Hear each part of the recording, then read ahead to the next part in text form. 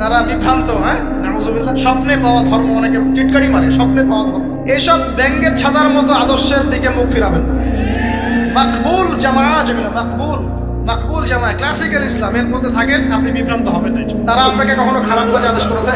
কত চোর ডাকাত মদখোর মানুষ সেখানে গিয়ে 5 ওয়াক্ত নামাজি হয়ে গেছে, ব্যবসা ছেড়ে দিয়েছে, মাদক ছেড়ে দিয়েছে, আল্লাহর ওলি হয়ে গেছে, আলহামদুলিল্লাহ। আপনাকে তারা সুন্নত শিখিয়ে বাসায় পাঠিয়ে দিবে। এছাড়া আপনি অন্যভাবে শিখতে চলে শিখবেন, সমস্যা কি? যদি মাদ্রাসায় পড়ার তৌফিক থাকে তাহলে করবেন। সবাই কি মাদ্রাসায় পড়ার তৌফিক পাবে? পাবে না। নিঃসন্দেহে কিছু মানুষ তৌফিক পাবে, কিছু মানুষ হয়তো পাবে না। যারা পাবে না তারা দিন শিখবে কিভাবে? এভাবেই তো শিখবে। সুন্নতের উপর আমল করতে হবে, এটা সবচেয়ে বড় কথা। আল্লাহ পাক আমাদের সবাইকে সুন্নাহর উপর আমল করার তৌফিক দান। 4 নাম্বার, ভাই, যৌবনকালে আমরা আমাদের সময়গুলোকে মূল্যায়ন করবো ইনশাআল্লাহ। কথা বুঝতে পারছি ভাই? সময় মূল্যায়ন কেমন?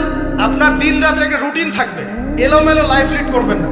এই যে আমরা, আল্লাহ মাফ করুক, আমরা এখন 3টায় 2টায় 4টায় ঘুমাই, 12টা 1টা 2টায় উঠি, নাউজুবিল্লাহ। এতে করে কি আমাদের রুটিন লাইফটা ঠিক আছে? আমাদের খাওয়ার ঠিক নাই, আমাদের ঘুমের ঠিক নাই, আমাদের মানে খাবারের যে অভ্যাস, খাদ্যাভ্যাসও ঠিক নাই।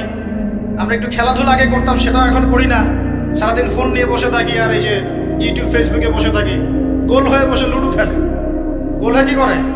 লুডো খেলে, অনলাইনে গেমস খেলে, অনলাইনে পাবজি খেলে, ফ্রি ফায়ার খেলে। আগে তো তাও ছেলে পেলে একটু ফুটবল খেলতো, ক্রিকেট খেলতো, আমরাও তো খেলেছি। ওই সময় তাও আলহামদুলিল্লাহ আমাদের ফিজিক্যাল ফিটনেস অনেক ভালো ছিল। এখন ওগুলো বাদ দিয়ে যে মানুষ পর্নোগ্রাফি দেখছে, লুডো খেলছে, পাবজি খেলছে, ফ্রি ফায়ার খেলছে, সারাদিন অনলাইনে বসে অথর্বর মতো বসে আছে, এটা কি ভালো হচ্ছে? এই জন্য অ্যাটলিস্ট ফজরের নামাজ পড়ে, জিকির আজগার করে, পড়াশোনা করে, আধা ঘন্টা 1 ঘন্টা একটু খেলাধুলা করলে কি সমস্যা? ফুটবল খেলেন, দৌড়াদৌড়ি করেন, জগিং করেন, একটু ব্যায়াম করেন। আল্লাহ পাক আপনাদের যৌবনে বরকত দান করেন। এই কাজগুলো করতে হবে কিনা? ভালো না খারাপ? করেন। আর নিয়মতান্ত্রিক লাইফ লিড করবো আমরা।